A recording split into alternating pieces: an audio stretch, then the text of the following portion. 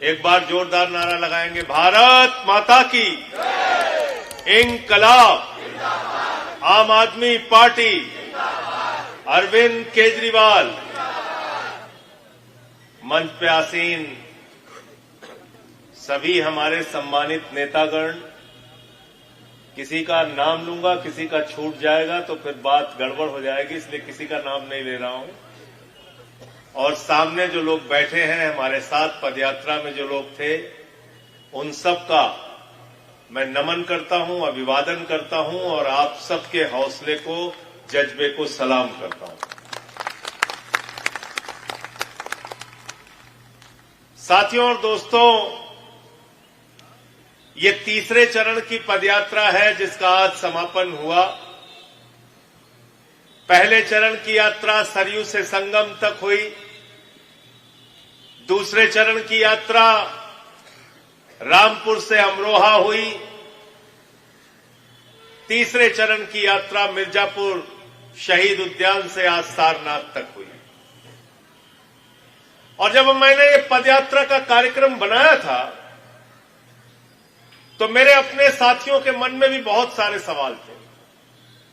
क्या होगा, इतनी लंबी पदयात्रा, बड़ी मेहनत पड़ेगी, कैसे काम चलेगा, रुकने का इंतजाम कैसे होगा, खाने का इंतजाम कैसे होगा, ठंड बहुत है। लेकिन जब यात्रा चल पड़ी तो फिर एक एक कार्यकर्ता इस बात से खुश है कि आम आदमी पार्टी आज उत्तर प्रदेश में खड़ी हो रही है। हमारा संदेश गांव गांव तक पहुंच रहा है, हमारे मुद्दे लोगों तक पहुंच रहे हैं। आज राजनीति मुद्दों से विहीन हो गई। राजनीति होती है तो शिक्षा की बात नहीं होती, जिससे आपके मासूम बच्चों का भविष्य बनना है। राजनीति होती है तो स्कूल की बात नहीं होती, अस्पताल की बात नहीं होती, जहां आपके लोगों को अच्छा इलाज मिलना है। राजनीति के अंदर बिजली मुद्दा नहीं है, पानी मुद्दा नहीं है, सड़कें मुद्दा नहीं है, किसान को खाद की बोरी नहीं मिलती मुद्दा नहीं है, नौजवान रोजगार की चाहत में आत्महत्या करके मर जाता है मुद्दा नहीं है, पासी समाज के बुजुर्ग को मंदिर में पेशाब चटवाई जाती है मुद्दा नहीं है। मुद्दा क्या है? बंटोगे तो कटोगे, हिंदू मुसलमान समाज को बांटो। यह काम क्यों हो रहा है? मैंने बहुत गंभीरता से सोचा मेरे दोस्तों, यह इसलिए हो रहा है कि आप अपने असली मुद्दे पर बात ना कर सके, स्कूल पे बात ना करें, रोजगार पे बात ना करें, सामाजिक न्याय पे बात ना करें, अपनी जिंदगी की दुश्वारियों पे बात ना करें, इसलिए पूरे समाज को हिंदू मुसलमान लड़ाई झगड़े और फसाद में डाल दो।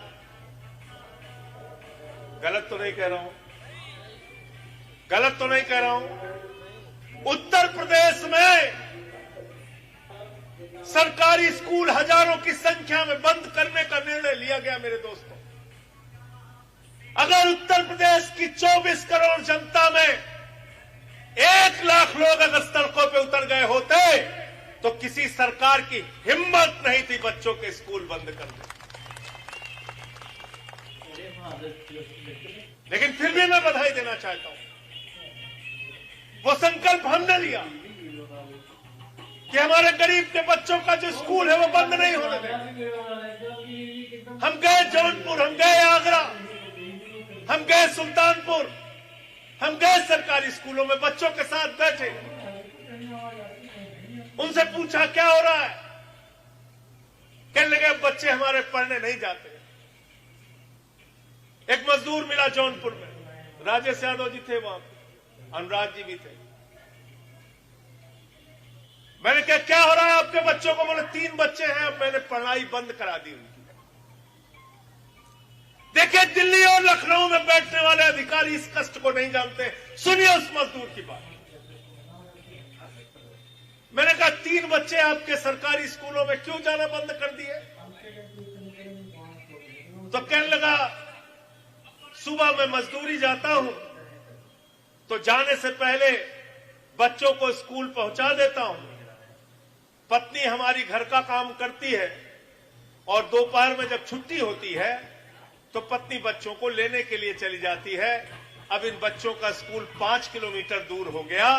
ना तो मैं इन बच्चों को वहां छोड़ने जा सकता हूं, ना मेरी पत्नी उनको वहां से लाने जा सकती है, इसलिए हमने इनकी पढ़ाई बंद कर दी।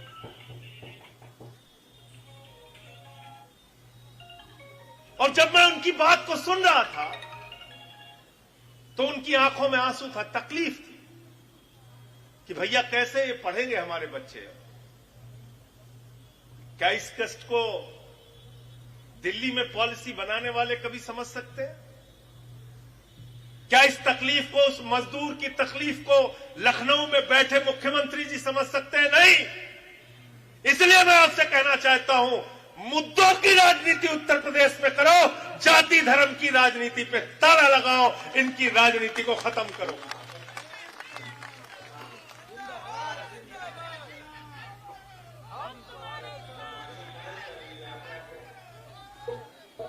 जब ये हिंदू मुसलमान की बात करें तो याद कर लेना तुम्हारी जेब काटने वाले हैं। याद कर लेना कोई ना कोई सरकारी कंपनी अपने दोस्त को देने वाले हैं, बेचने वाले हैं देश को। आज क्या हो रहा है बनारस में? पूरी यात्रा के दौरान मिर्जापुर से बनारस तक चल के आया, तोड़ फोड़ जमीनों पे कब्जा, तोड़ फोड़ जमीनों पे कब्जा, सड़कों के चौड़ीकरण के नाम पे घर तोड़ दिया, किसी कंपनी को बसाने के नाम पे जमीन कब्जा कर ली। यहां हरसोस के लोग बैठे हुए हैं, हाथ में बैनर लिए हुए। क्या बना रहे हैं आप? क्या स्पोर्ट्स सिटी? क्या बना रहे हैं? Sports city. जितनी जरूरत थी उतनी जमीन इन लोगों ने दे दी,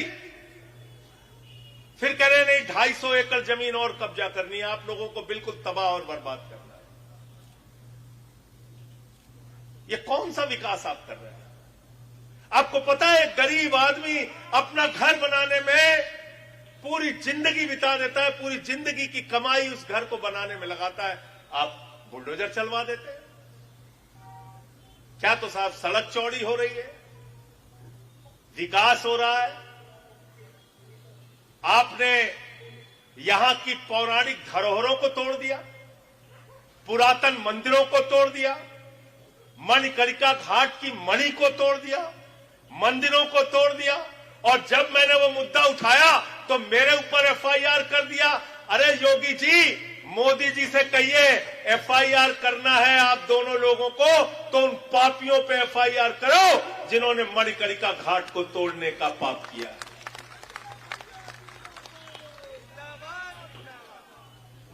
ये कौन सा विकास है आपका? आपने मणिकर्णिका घाट को तोड़ दिया, माता अहिल्याबाई होलकर जी की प्रतिमा आपने तोड़ दी, कह रहे एआई वीडियो है। अरे भाई, स्थानीय लोगों ने वो वीडियो बनाया, वहां के संतों ने वो वीडियो बनाया और वही वीडियो मैंने मीडिया में, सोशल मीडिया में डाला। आपने तोड़ दिया। काशी कॉरिडोर के नाम पे आपने मंदिरों को तोड़ दिया। काशी कॉरिडोर के नाम पे मंदिरों को तोड़ दिया। मंदिरों के जो टूटे हुए शिवलिंग हैं आज भी लंका थाने में पड़े हैं। मैं मीडिया के लोगों से कहना चाहूंगा, जाके देख लेना। एफआईआर संजय सिंह पे कर रहे हो। संजय सिंह पे तो एफआईआर करते रहते हो, रोज करते रहते हो। करो एफआईआर, मुझे तो आपने जेल में भी भेजा। लेकिन एक बात कान खोलकर खुद सुन लीजिए, आप जितना मुझे जेल में भेजेंगे, जितनी एफआईआर करेंगे, उससे ज्यादा ताकत से आपके खिलाफ बोलूंगा। आपकी गलत नीतियों को, आपके गुनाहों को उजागर करें। संघर्ष करो। यहां दाल मंडी के लोग बैठे हुए हैं, उनकी दुकानें तोड़ दी, चुन चुन के तोड़ रहे हैं। मोहम्मद शाहिद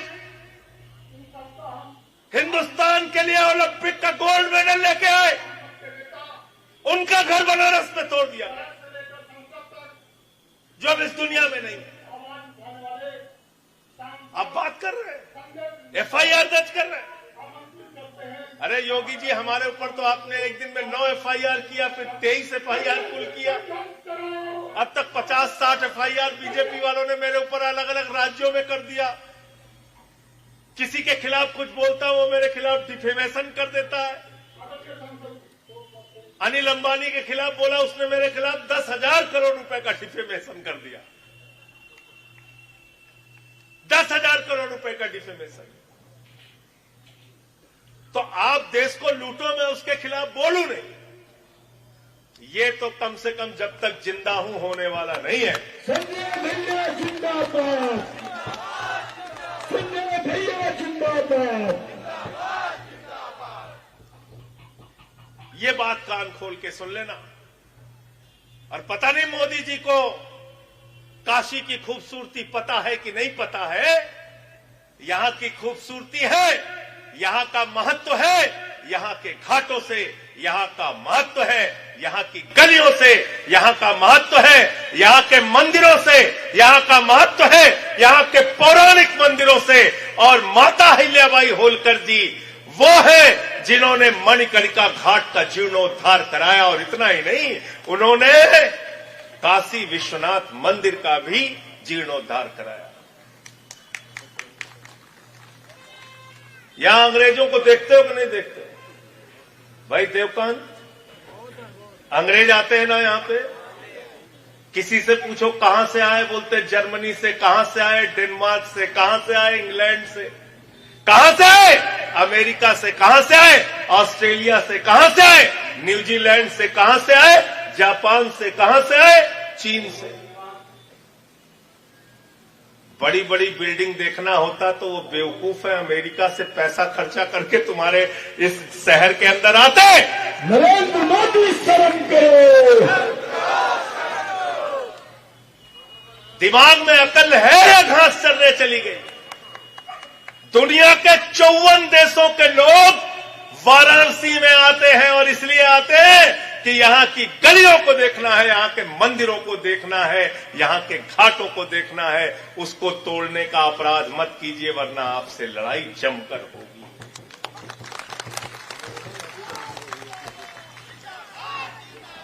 वरुणा नदी तो खत्म कर दिया आपने। गंगा एक्शन प्लान बना था 80 में, 85 में। फिर गंगा जी की सफाई के नाम पे नमामि गंगे बना। हजारों करोड़ रुपए का बजट आप देते हैं, गंगा को साफ नहीं करते। एक यहां से वो चला था, क्या चला था? क्रूज चला था।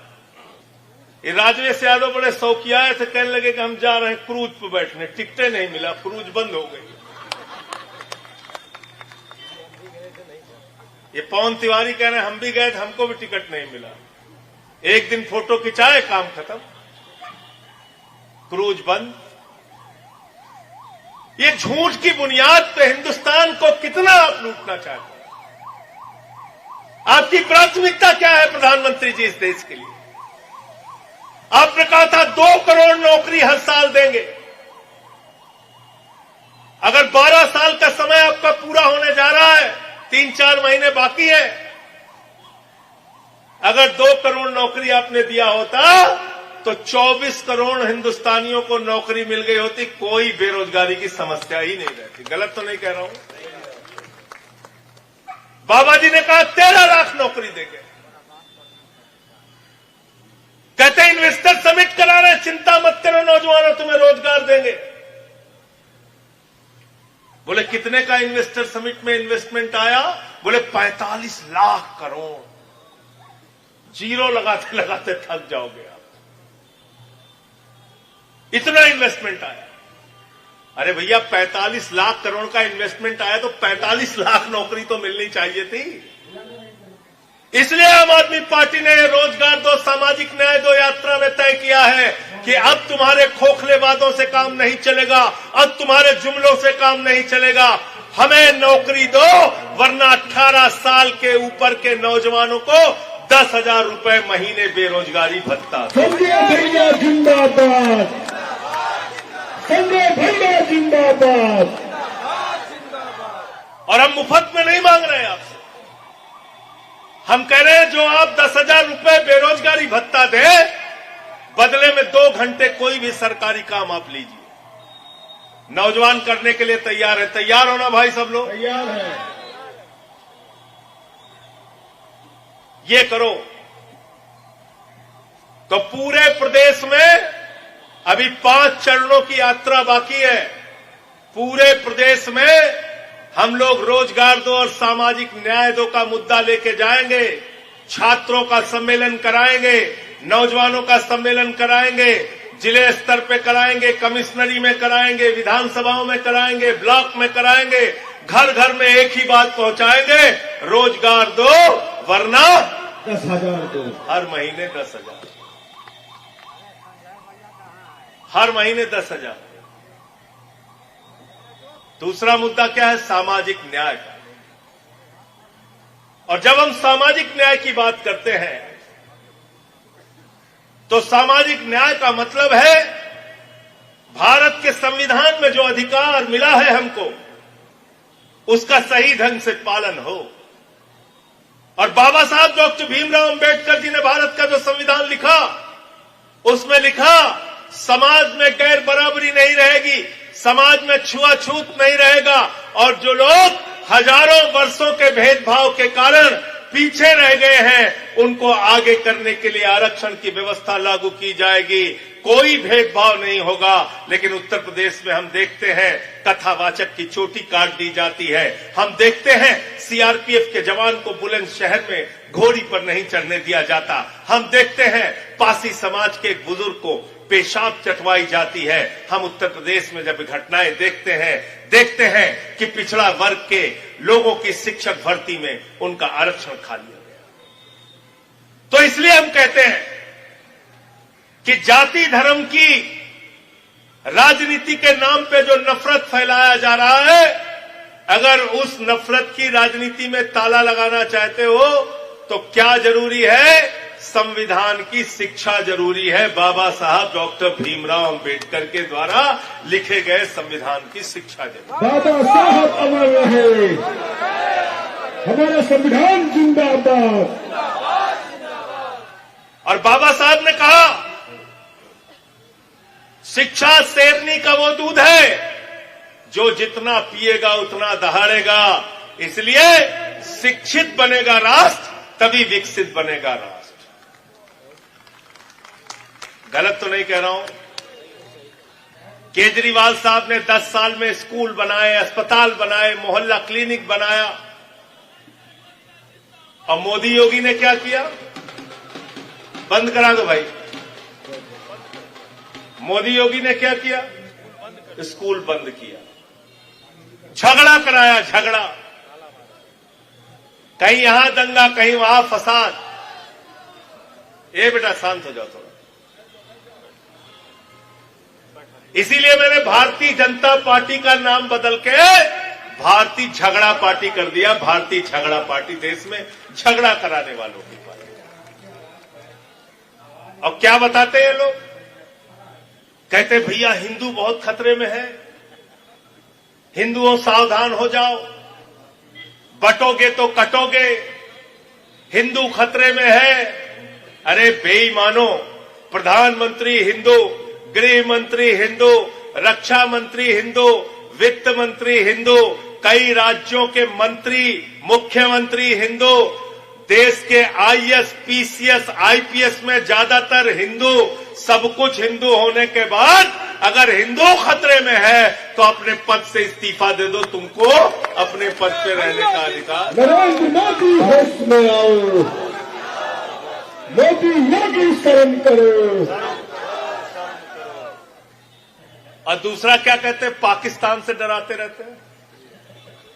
पाकिस्तान की आबादी कितनी है? 22 करोड़। उत्तर प्रदेश की आबादी कितनी है? 25 करोड़। 25 करोड़। पाकिस्तान का बजट कितना है? 5,80,000 करोड़। उत्तर प्रदेश का बजट कितना है? 9 लाख करोड़। खाली अकेले यूपी वालों को छोड़ दो, पाकिस्तान से हम लोग निपट लेंगे, लेकिन ये पाकिस्तान से डराना बंद करो। दिन रात इतना पाकिस्तानी वे अपने देश का नाम नहीं लेते होंगे जितना भाजपाई लेते हैं। दिन रात डराते रहते हैं। तो ये क्यों करते हैं? कभी सोचा आपने क्यों करते हैं ये सब? ये इसलिए करते हैं कि आप अपने मुद्दे की बात ना करें। अगर आपको हिंदू मुसलमान के झगड़े से बाहर निकाल दिया जाएगा तो आप इनसे पूछने लगेंगे, भैया महंगाई क्यों बढ़ी है? हमारे बच्चे को स्कूल में ड्रेस क्यों नहीं मिल रहा है? अरे नमक रोटी क्यों खाने के लिए दिया मिड डे मील में? सूखा भात और नमक क्यों दे रहे हो मिड डे मील में? हमारे बच्चे को स्वेटर और मोजा और जूता क्यों नहीं मिला ठंडियों में? बोले ये सब सवालों से झंझट छुड़ाओ, सबको उलझा दो हिंदू मुसलमान। और कौन सा विश्वविद्यालय है? सब जानते हैं। हमने यहां बहुत सारे अधिकारी होंगे बनारस में, बेचारे इलाहाबाद विश्वविद्यालय से पढ़े, वैज्ञानिक ज्ञान उनमें पूरी दुनिया में कहीं जाते हैं उनकी पूछ होती है, हाँ कहां से पढ़ के आए भाई? इलाहाबाद विश्वविद्यालय। हमने इलाहाबाद विश्वविद्यालय सुना, आगरा विश्वविद्यालय सुना, हमने बनारस हिंदू विश्वविद्यालय सुना, हमने अलीगढ़ मुस्लिम विश्वविद्यालय सुना, हमने लखनऊ विश्वविद्यालय सुना, हमने मेरठ विश्वविद्यालय सुना। ये भाजपाई जब से आए इन्होंने एक नया विश्वविद्यालय शुरू कर दिया, व्हाट्सएप विश्वविद्यालय। कौन सा विश्वविद्यालय? इस व्हाट्सएप विश्वविद्यालय में ताला लगाना चाहते हो कि नहीं लगाना चाहते? यहां बहुत खतरनाक ज्ञान मिलता है। क्या क्या ज्ञान मिलता है? मोदी जी गए बिहार में, पटना में, कहने लगे सिकंदर जब बिहार में आया था बिहारियों ने मार के भगाया था। बिहारियों ने कहा भैया सिकंदर कभी बिहार में नहीं आया।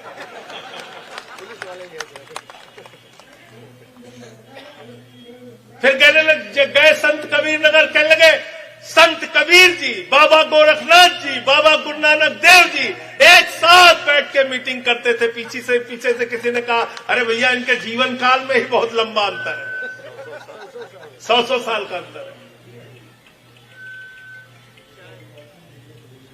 व्हाट्सएप विश्वविद्यालय में क्या ज्ञान मिलता है? नाली के गैस से आप लोग चाय बना लीजिए, मौसम खराब है तो रडार में नहीं आएगा। तो ये आपके बच्चों के दिमाग में भूसा भर रहे हैं, भूसा। अगर हिंदुस्तान को आगे लेके जाना चाहते हो, उत्तर प्रदेश को आगे लेके जाना चाहते हो, तो मेरे भाइयों जाग जाओ, अपनी जिंदगी के मुद्दे से बात करो, अपनी जिंदगी के जुड़े हुए मुद्दों पे बात करो।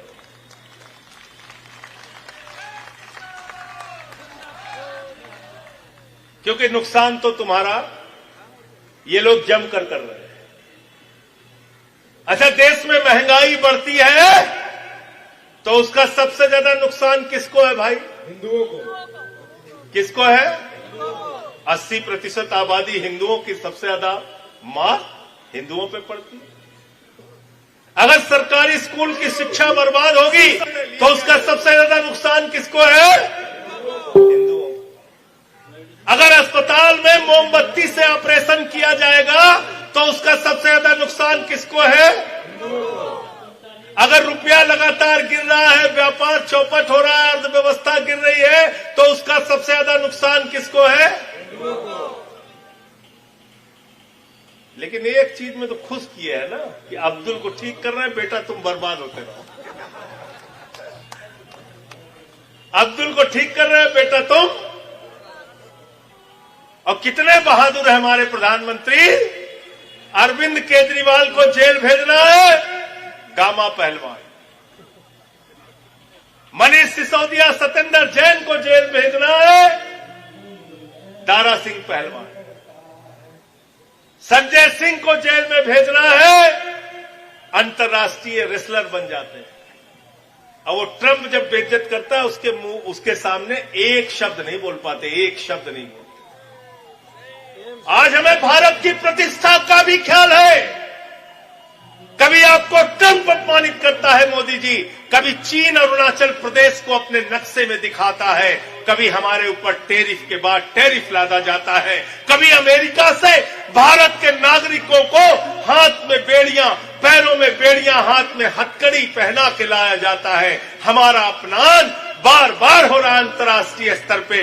वहां आपके मुंह से आवाज नहीं निकलती, वहां आप भीगी बिल्ली बन जाते हैं। अफसोस है दुनिया के सबसे बड़े लोकतंत्र का प्रधानमंत्री इतना कमजोर और इतना चुपचाप मौन मोदी बन गया है। इन लोगों के सामने ये दुर्भाग्यपूर्ण स्थिति है। नरेंद्र मोदी शर्म करो, नरेंद्र मोदी होश में आओ।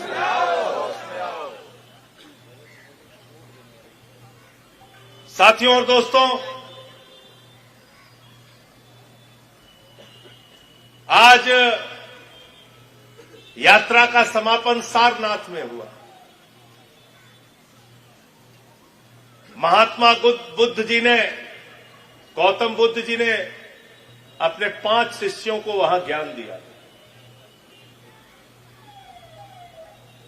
और पूरी दुनिया को शांति का संदेश दिया था,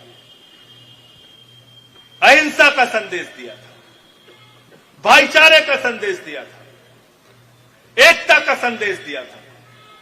रघुपति राघव राजा राम का पाठ करने वाले राष्ट्रपिता महात्मा गांधी की पहचान पूरी दुनिया में अहिंसा के पुजारी के तौर पर है। भारत विश्व गुरु बनेगा तो अहिंसा के रास्ते पर बनेगा, भारत विश्व गुरु बनेगा तो शांति के रास्ते पर बनेगा, भारत विश्व गुरु बनेगा तो अपने अमन, चैन और एकता की पहचान से बनेगा।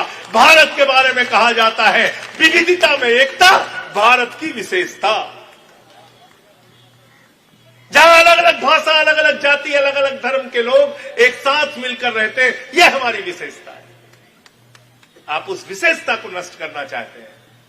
आपने गांधी जी का नाम हटा दिया मनरेगा की स्कीम से। अरे गांधी का नाम कहां से मिटाओगे?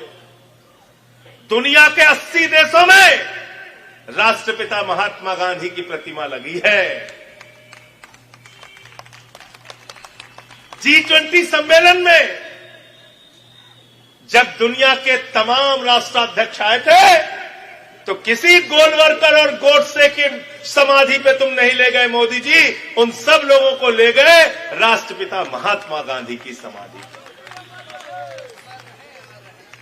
और गांधी जी तो आपको हर जगह देखते हैं। कहां कहां देखते हैं? कहां कहां देखते हैं? जब भाजपा के नेता बेईमानी की रिश्वत खाते हैं, उस नोट में भी गांधी जी आपको देख रहे होते हैं। कहां कहां से मिटाओगे गांधी को? कहां कहां से मिटाओगे बाबा साहब डॉक्टर भीमराव अंबेडकर जी को? कहां कहां से मिटाओगे हमारे महापुरुषों को? इसलिए आप सबसे कहना चाहता हूं, हमें एकता का, भाईचारे का एक ऐसा समाज बनाना है जो उत्तर प्रदेश को आगे ले जाए, जो देश को आगे ले जाए। और उसकी पहली शर्त है नफरत मिटाओ और मुद्दों की बात करो। अगर मुद्दों की बात करोगे तो नफरत की दुकान अपने आप बंद हो जाएगी। तो आज आपको सिर्फ मैं इतनी बात कहना चाहता हूं कि जब चौथे चरण की पदयात्रा हो तब तक खूब तैयारी कर लेना। हमारा जो संदेश है अपने इलाकों, अपने क्षेत्रों में पहुंचाना। संभवतः फरवरी के अंत में चौथे चरण की पदयात्रा होगी, उसकी तारीख तय हो जाएगी जल्दी ही। उसमें भी भारी संख्या में आप लोग पहुंचिए। नौजवानों से, किसानों से मेरा अनुरोध है, माताओं बहनों से ज्यादा संख्या में पहुंचिए। और बहुत अच्छी बात रही कि इस पूरी पदयात्रा में कहीं किसान मिले, कहीं बुनकर मिले, तमाम लोग मिले। उन्होंने अपने मुद्दे भी मुझे दिए हैं। बहुत सारे कागजात मुझे मिले हैं। देश के सदन में 28 जनवरी से संसद शुरू हो रही है। जब जब जैसे जैसे मौका मिलेगा बनारस की तकलीफ को दिल्ली की संसद में उठाने का काम करूंगा। संजय भैया जिंदाबाद, संजय भैया संघर्ष करो। बाकी बातें अभी हमारे साथियों ने बताई। इन्हीं लाइनों के साथ कि ये कब तक मजहबी नशा बांटिएगा, ये कब तक मजहबी नशा बांटिएगा, ये कब तक मजहबी नशा बांटिएगा, ये उन्माद वाली हवा बांटिएगा, ये मंदिर, ये मस्जिद, शिवालय की जिद में वतन ही ना होगा तो क्या बांटिएगा, वतन ही ना होगा तो क्या बांटिएगा। बहुत बहुत शुक्रिया, बहुत बहुत धन्यवाद।